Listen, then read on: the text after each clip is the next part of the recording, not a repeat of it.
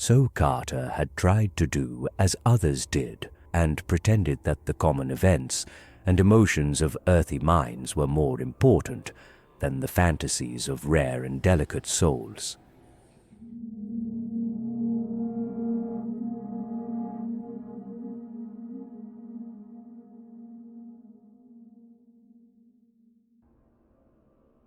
The Silver Key by H.P. Lovecraft. When Randolph Carter was 30, he lost the key of the Gate of Dreams. Prior to that time, he had made up for the prosiness of life by nightly excursions to strange and ancient cities beyond space and lovely, unbelievable garden lands across ethereal seas. But as middle age hardened upon him, he felt these liberties slipping away little by little, until at last he was cut off altogether. No more could his galleys sail up the river Ukranos past the gilded spires of Thran, or his elephant caravans tramp through perfumed jungles in Cleared, where forgotten palaces with veined ivory columns sleep lovely and unbroken under the moon. He had read much of things as they are, and talked with too many people. Well-meaning philosophers had taught him to look into the logical relations of things and analyze the processes which shaped his thoughts and fancies. Wonder had gone away, and he had forgotten that all life is only a set of pictures in the brain, among which there is no difference betwixt those born of real things and those born of inward dreamings, and no cause to value the one above the other. Custom had dinned into his ears a superstitious reverence for that which tangibly and physically exists, and had made him secretly ashamed to dwell in visions. Wise men told him his simple fancies were inane and childish, and he believed it because he could see that they might easily be so. What he failed to recall was that the deeds of reality are just as inane and childish, and even more absurd because their actors persist in fancying them full of meaning and purpose, as the blind cosmos grinds aimlessly on, from nothing to something, and from something back to nothing again, neither heeding nor knowing the wishes or existence of the minds that flicker for a second now and then in the darkness. They had chained him down to things that are, and had then explained the workings of those things, till mystery had gone out of the world, when he complained and longed to escape into twilight realms where magic molded all the little vivid fragments and prized associations of his mind into vistas of breathless expectancy and unquenchable delight. They turned him, instead, toward the newfound prodigies of science, bidding him find wonder in the atom's vortex and mystery in the sky's dimensions. And when he had failed to find these boons in things whose laws are known and measurable, they told him he lacked imagination and was immature because he preferred dream illusions to the illusions of our physical creation. So Carter had tried to do as others did, and pretended that the common events and emotions of earthy minds were more important than the fantasies of rare and delicate souls.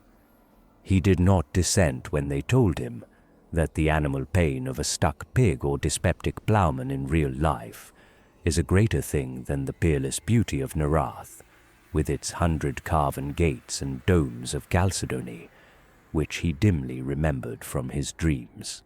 And under their guidance he cultivated a painstaking sense of pity and tragedy. Once in a while, though, he could not help seeing how shallow, fickle, and meaningless all human aspirations are, and how emptily our real impulses contrast with those pompous ideals we profess to hold. Then he would have recourse to the polite laughter they had taught him to use against the extravagance and artificiality of dreams. For he saw that the daily life of our world is every inch as extravagant and artificial, and far less worthy of respect because of its poverty in beauty and its silly reluctance to admit its own lack of reason and purpose. In this way he became a kind of humorist, for he did not see that even humor is empty in a mindless universe devoid of any true standard of consistency or inconsistency. In the first days of his bondage, he had turned to the gentle churchly faith, endeared to him by the naive trust of his fathers, for thence stretched mystic avenues which seemed to promise escape from life. Only on closer view did he mark the starved fancy and beauty, the stale and prosy triteness, and the owlish gravity and grotesque claims of solid truth, which reigned boresomely and overwhelmingly among most of its professors, or feel to the full the awkwardness with which it sought to keep alive as literal fact the outgrown fears and guesses of a primal race confronting the unknown. It wearied Carter to see how solemnly people tried to make earthly reality out of old myths which every step of their boasted science confuted, and this misplaced seriousness killed the attachment he might have kept for the ancient creeds had they been content to offer the sonorous rites and emotional outlets in their true guise of ethereal fantasy. But when he came to study those who had thrown off the old myths, he found them even more ugly than those who had not.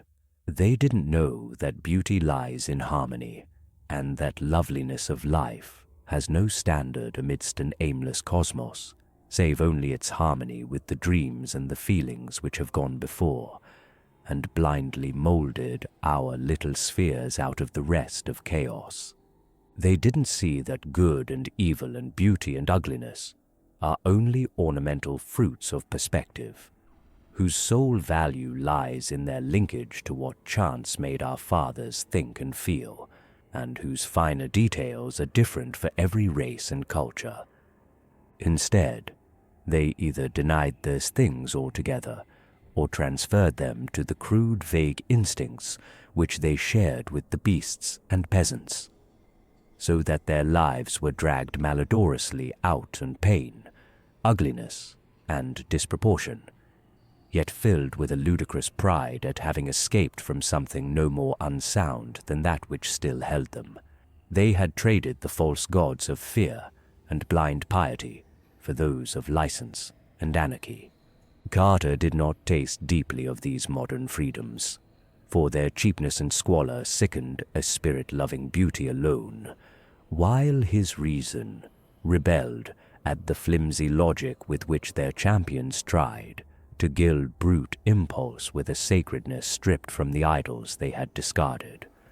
He saw that most of them, in common with their cast-off priestcraft, could not escape from the delusion that life has a meaning apart from that which men dream into it, and could not lay aside the crude notion of ethics and obligations beyond those of beauty, even when all nature shrieked of its unconsciousness and impersonal unmorality in the light of their scientific discoveries. Warped and bigoted with preconceived illusions of justice, freedom, and consistency, they cast off the old law and the old ways with the old beliefs, nor ever stopped to think that that law and those ways were the sole makers of their present thoughts and judgments, and the sole guides and standards in a meaningless universe without fixed aims or stable points of reference. Having lost these artificial settings, their lives grew void of direction and dramatic interest, till at length they strove to drown their ennui in bustle and pretended usefulness, noise and excitement, barbaric display and animal sensation. When these things palled, disappointed, or grew nauseous through revulsion, they cultivated irony and bitterness, and found fault with the social order. Never could they realize that their brute foundations were as shifting and contradictory as the gods of their elders, and that the satisfaction of one moment is the bane of the next. Calm, lasting beauty comes only in dream, and this solace the world had thrown away, when in its worship of the real it threw away the secrets of childhood and innocence. Amidst this chaos of hollowness and unrest, Carter tried to live as befitted a man of keen thought and good heritage. With his dreams fading under the ridicule of the age, he could not believe in anything, but the love of harmony kept him close to the ways of his race and station. He walked impassive through the cities of men, and sighed because no vista seemed fully real, because every flash of yellow sunlight on tall roofs and every glimpse of balustraded plazas in the first lamps of evening served only to remind him of dreams he had once known, and to make him homesick for ethereal lands he no longer knew how to find. Travel was only a mockery, and even the Great War stirred him but little, though he served from the first in the Foreign Legion of France. For a while he sought friends, but soon grew weary of the crudeness of their emotions and the sameness and earthiness of their visions. He felt vaguely glad that all his relatives were distant and out of touch with him, for they could not have understood his mental life. That is, none but his grandfather and great-uncle Christopher could, and they were long dead. Then he began once more the writing of books, which he had left off when dreams first failed him. But here, too, was there no satisfaction or fulfillment, for the touch of earth was upon his mind, and he could not think of lovely things as he had done of yore. Ironic humor dragged down all the twilight minarets he reared, and the earthy fear of improbability blasted all the delicate and amazing flowers in his fairy gardens. The convention of assumed pity spilt mawkishness on his characters, while the myth of an important reality and significant human events and emotions debased all his high fantasy into thin-veiled allegory and cheap social satire. His new novels were successful as his old ones had never been, and because he knew how empty they must be to please an empty herd, he burned them and ceased his writing. They were very graceful novels, in which he urbanely laughed at the dreams he lightly sketched, but he saw that their sophistication had sapped all their life away. It was after this that he cultivated deliberate illusion and dabbled in the notions of the bizarre and the eccentric as an antidote for the commonplace. Most of these, however, soon showed their poverty and barrenness, and he saw that the popular doctrines of occultism are as dry and inflexible as those of science, yet without even the slender palliative of truth to redeem them. Gross stupidity, falsehood, and muddled thinking are not dream, and form no escape from life to a mind trained above their level. So Carter bought stranger books, and sought out deeper and more terrible men of fantastic erudition, delving into arcana of consciousness that few have trod, and learning things about the secret pits of life, legend, and immemorial antiquity, which disturbed him ever afterward. He decided to live on a rarer plane, and furnished his Boston home to suit his changing moods. One room for each, hung in appropriate colors, furnished with befitting books and objects, and provided with sources of the proper sensations of light, heat, sound, taste, and odor. Once he heard of a man in the South who was shunned and feared for the blasphemous things he read in prehistoric books and clay tablets smuggled from India and Arabia. Him he visited, living with him and sharing his studies for 7 years, till horror overtook them one midnight in an unknown and archaic graveyard, and only one emerged, where 2 had entered. Then he went back to Arkham, the terrible witch-haunted old town of his forefathers in New England, and had experiences in the dark, amidst the hoary willows and tottering gambrel roofs, which made him seal forever certain pages in the diary of a wild-minded ancestor. But these horrors took him only to the edge of reality, and were not of the true dream country he had known in youth. So that at 50, he despaired of any rest or contentment in a world grown too busy for beauty and too shrewd for dream. Having perceived at last the hollowness and futility of real things, Carter spent his days in retirement and in wistful, disjointed memories of his dream-filled youth. He thought it rather silly that he bothered to keep on living at all, and got from a South American acquaintance a very curious liquid to take him to oblivion without suffering. Inertia and force of habit, however, caused him to defer action, and he lingered indecisively among thoughts of old times, taking down the strange hangings from his walls and refitting the house as it was in his early boyhood. Purple panes, Victorian furniture, and all. With the passage of time he became almost glad he had lingered, for his relics of youth and his cleavage from the world made life and sophistication seem very distant and unreal. So much so that a touch of magic and expectancy stole back into his nightly slumbers. For years those slumbers had known only such twisted reflections of everyday things as the commonest slumbers know, but now there returned a flicker of something stranger and wilder, something of vaguely awesome imminence which took the form of tensely clear pictures from his childhood days, and made him think of little inconsequential things he had long forgotten. He would often awake calling for his mother and grandfather, both in their graves a quarter of a century. Then one night his grandfather reminded him of a key. The grey old scholar, as vivid as in life, spoke long and earnestly of their ancient line, and of the strange visions of the delicate and sensitive men who composed it. He spoke of the flame-eyed crusader who learnt wild secrets of the Saracens that held him captive, and of the first Sir Randolph Carter who studied magic when Elizabeth was queen. He spoke, too, of that Edmund Carter who had just escaped hanging in the Salem witchcraft, and who had placed in an antique box a great silver key handed down from his ancestors. Before Carter awaked, the gentle visitant had told him where to find that box, that carved oak box of archaic wonder, whose grotesque lid no hand had raised for 2 centuries.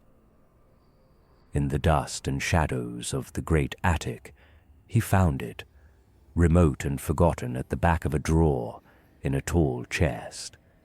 It was about a foot square, and its Gothic carvings were so fearful that he did not marvel no person since Edmund Carter had dared to open it. It gave forth no noise when shaken, but was mystic with the scent of unremembered spices.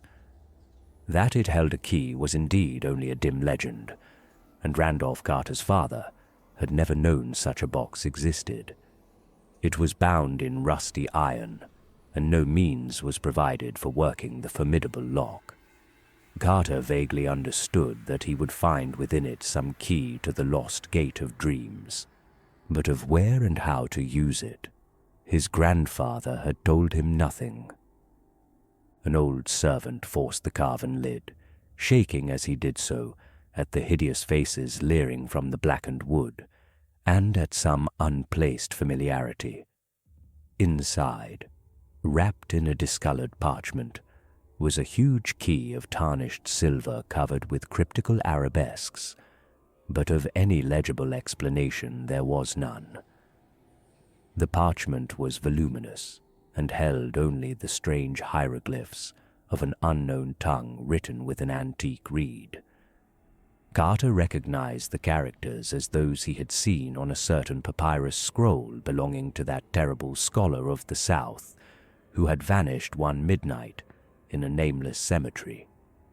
The man had always shivered when he read this scroll, and Carter shivered now. But he cleaned the key and kept it by him nightly in its aromatic box of ancient oak. His dreams were meanwhile increasing in vividness, and though showing him none of the strange cities and incredible gardens of the old days, were assuming a definite cast whose purpose could not be mistaken. They were calling him back along the years, and with the mingled wills of all his fathers, were pulling him towards some hidden and ancestral source. Then he knew he must go into the past and merge himself with old things, and day after day he thought of the hills to the north, where haunted Arkham and the rushing Miskatonic and the lonely rustic homestead of his people lay. In the brooding fire of autumn, Carter took the old remembered way, past graceful lines of rolling hill and stone-walled meadow, distant vale and hanging woodland, curving road and nestling farmstead, and the crystal windings of the Miskatonic, crossed here and there by rustic bridges of wood or stone. At one bend, he saw the group of giant elms among which an ancestor had oddly vanished a century and a half before, and shuddered as the wind blew meaningly through them. Then there was the crumbling farmhouse of old Goody Fowler the witch, with its little evil windows and great roof sloping nearly to the ground on the north side.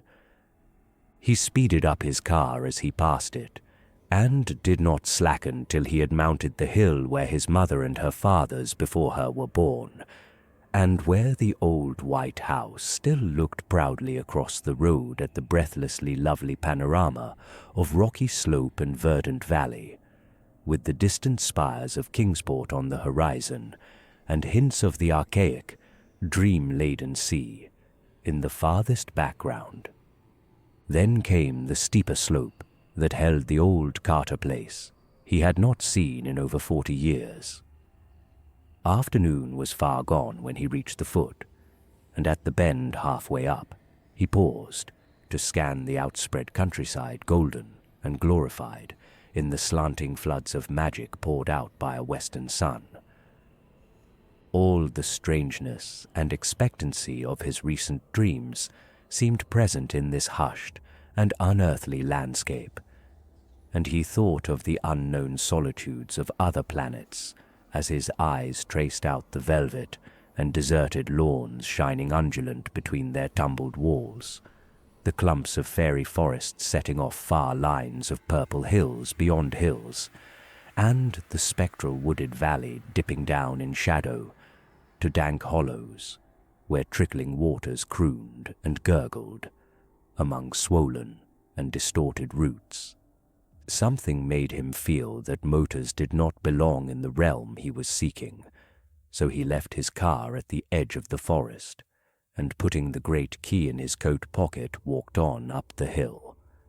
Woods now engulfed him utterly, though he knew the house was on a high knoll that cleared the trees except to the north. He wondered how it would look, for it had been left vacant and untended through his neglect since the death of his strange great-uncle Christopher 30 years before. In his boyhood, he had reveled through long visits there and had found weird marvels in the woods beyond the orchard. Shadows thickened around him, for the night was near. Once a gap in the trees opened up to the right, so that he saw off across leagues of twilight meadow, and spied the old congregational steeple on Central Hill in Kingsport, pink with the last flush of day, the panes of the little round windows blazing with reflected fire. Then, when he was in deep shadow again, he recalled with a start that the glimpse must have come from childish memory alone, since the old white church had long been torn down to make room for the Congregational Hospital. He had read of it with interest, for the paper had told about some strange burrows or passages found in the rocky hill beneath. Through his puzzlement, a voice piped, and he started again at its familiarity after long years. Old Benijah Corey, had been his Uncle Christopher's hired man, and was aged even in those far-off times of his boyhood visits. Now he must be well over 100, but that piping voice could come from no one else. He could distinguish no words, yet the tone was haunting and unmistakable. To think that old Bennergy should still be alive. Mr. Randy, wha be ye? Do you want to skeer your Aunt Marthy plumb to death? Hain't she told ye to keep nigh the place in the arternoon and git back afore dark? Randy! He's the beatin'est boy for running off in the woods I ever see. Half the time a settin' moonin' round that snake den in the upper timber lot. Hey, you, Randy! Randolph Carter stopped in the pitch darkness and rubbed his hand across his eyes. Something was queer. He had been somewhere he ought not to be, had strayed very far away to places where he had not belonged, and was now inexcusably late. He had not noticed the time on the Kingsport steeple, though he could easily have made it out with his pocket telescope. But he knew his lateness was something very strange and unprecedented. He was not sure he had his little telescope with him, and put his hand in his blouse pocket to see. No, it was not there. But there was the big silver key he had found in a box somewhere. Uncle Chris had told him something odd once about an old unopened box with a key in it, but Aunt Martha had stopped the story abruptly, saying it was no kind of thing to tell a child whose head was already too full of queer fancies. He tried to recall just where he had found the key, but something seemed very confused. He guessed it was in the attic at home in Boston, and dimly remembered bribing Parks with half his week's allowance to help him open the box and keep quiet about it. But when he remembered this, the face of Parks came up very strangely, as if the wrinkles of long years had fallen upon the brisk little cockney. Randy!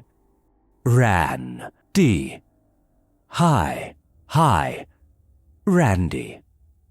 A swaying lantern came around the black bend, and old Benijah pounced on the silent and bewildered form of the pilgrim. Durn ye, boy, so thar ye be. Ain't ye got a tongue in your head, that ye can't answer a body? I been callin' this half-hour, and ye must ha' heard me long ago. Don't ye know your Aunt Marthy's all a fidget over your bein' off arter dark? Wait till I tell your Uncle Chris when he gets hum. Ye'd oughter know these here woods ain't no fittin' place to be traipsin' this hour. There's things abroad what don't do nobody no good, as my grandsir knowed after me. Come, Mr. Randy, or Hannah won't keep supper no longer. So Randolph Carter was marched up the road, where wandering stars glimmered through high autumn boughs, and dogs barked as the yellow light of small-paned windows shone out at the farther turn, and the Pleiades twinkled across the open knoll, where a great gambrel roof stood black against the dim west. Aunt Martha was in the doorway, and did not scold too hard when Benijah shoved the truant in. She knew Uncle Chris well enough to expect such things of the Carter blood. Randolph didn't show his key, but ate his supper in silence, and protested only when bedtime came. He sometimes dreamed better when awake, and he wanted to use that key. In the morning Randolph was up early, and would have run off to the upper timber lot if Uncle Chris had not caught him and forced him into his chair by the breakfast table. He looked impatiently around the low-pitched room with the rag carpet and exposed beams and corner posts, and smiled only when the orchard boughs scratched at the leaded panes of the rear window. The trees and the hills were close to him, and formed the gates of that timeless realm which was his true country. Then, when he was free, he felt in his blouse pocket for the key, and being reassured, skipped off across the orchard to the rise beyond, where the wooded hill climbed again, to heights above even the treeless knoll. The floor of the forest was mossy and mysterious, and great lichened rocks rose vaguely here and there in the dim light, like druid monoliths among the swollen and twisted trunks of a sacred grove. Once in his ascent, Randolph crossed a rushing stream, whose falls a little way off sang runic incantations to the lurking fauns and edgepans and dryads. Then he came to the strange cave in the forest slope, the dreaded snake den which country folk shunned, and away from which Benijah had warned him again and again. It was deep, far deeper than anyone but Randolph suspected, for the boy had found a fissure in the farthermost black corner that led to a loftier grotto beyond, a haunting sepulchral place whose granite walls held a curious illusion of conscious artifice. On this occasion he crawled in as usual, lighting his way with matches filched from the sitting-room match safe, and edging through the final crevice with an eagerness hard to explain even to himself. He could not tell why he approached the farther wall so confidently, or why he instinctively drew forth the great silver key as he did so. But on he went, and when he danced back to the house that night, he offered no excuses for his lateness, nor heeded in the least the reproofs he gained for ignoring the noontide dinner horn altogether. Now it is agreed by all the distant relatives of Randolph Carter that something occurred to heighten his imagination in his 10th year. His cousin, Ernest B. Aspinwall, Esquire, of Chicago, is fully 10 years his senior, and distinctly recalls a change in the boy after the autumn of 1883. Randolph had looked on scenes of fantasy that few others can ever have beheld, and stranger still were some of the qualities which he showed in relation to very mundane things. He seemed, in fine, to have picked up an odd gift of prophecy, and reacted unusually to things which, though at the time without meaning, were later found to justify the singular impressions. In subsequent decades, as new inventions, new names, and new events appeared one by one in the book of history, people would now and then recall wonderingly how Carter had years before let fall some careless word of undoubted connection with what was then far in the future.